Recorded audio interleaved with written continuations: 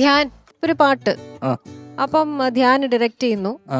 അപ്പൊ ഇപ്പൊ പാട്ടിന്റെ ട്യൂൺ സെലക്ട് ചെയ്യുന്നത് എങ്ങനെയാണ്? ഷാൻ ചേട്ടൻ ഇങ്ങനെ ഒരു 10 ട്യൂൺ എടുത്തോ എന്ന് പറഞ്ഞ് തരികയാണോ, അതോ ധ്യാൻ ഇല്ല ഇത് ശരിയല്ല ഇത് വേണം അങ്ങനെ വേണം, അതോ എനിക്ക് എന്റേതായിട്ടുള്ള ഡിസ്കഷൻ ഇല്ല?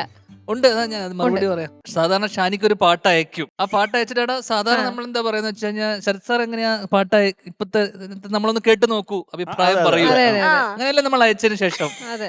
ഷാനിക്ക് എന്താന്ന് വെച്ച് കഴിഞ്ഞാൽ, ഈ പാട്ട് അയച്ചതിന് ശേഷം ഷാനിക്ക് താഴെ അയക്കും, ആ. ഗംഭീരല്ലേ, പൊളിച്ചില്ലേ എന്ന് ഷാനിക്ക് തന്നെ അയക്കും. മുന്നേ തന്നെ ഈ പാട്ടിന്റെ താഴെ തന്നെ പൊളിച്ചില്ലേ, സൈക്കോളജി എങ്ങനെയുണ്ട്, ഗംഭീരല്ലേ. അപ്പൊ നമ്മൾ എന്ത് പറയും? ധ്യാൻ ചേട്ടൻ എന്തേലും പറയുമല്ലോ. പക്ഷെ എനിക്ക് ലോകത്ത് വേറെ ആരോടൊന്നും പറയാം, ഷാനിക്കിനോട് എനിക്ക് പറയാൻ പറ്റില്ല. ഇല്ല. കാരണം എന്റെ ജ്യേഷ്ഠനേക്കാളും മൂത്തതാണ്. അപ്പൊ എനിക്ക് ഷാനിക്കയുടെ അടുത്ത് എതിർത്ത്, കാരണം നമുക്ക് സംഗീതത്തെ കുറിച്ച് ഒന്നും അറിയില്ല. ഇല്ല. പക്ഷെ നമുക്ക് അറിയുന്ന ഒരു കാര്യമുണ്ട്, ഈ പാട്ട് കൊള്ളൂല. ഇവന്റെ പടത്തിലെ എല്ലാ പാട്ടും ഹിറ്റാണ്. അതെ, അത് ഞാൻ പറഞ്ഞ് ഏറ്റവും 10ാമത്തെയോ 15ാമത്തെയോ ട്യൂണാണ് നന്നാവുന്നത്. അപ്പൊ എനിക്കാണോ സംഗീതം അറിയാവുന്നത്, ഇദ്ദേഹത്തിനാണോ സംഗീതം അറിയാവുന്നത്? നമ്മൾ ഷാനിക്കയുടെ നല്ലതിന് വേണ്ടിയല്ലേ പറയുള്ളൂ, അറിയാലോ. അതെ അതെ, അതത്ര അങ്ങനെ നന്നായ ഒരാളാണ്.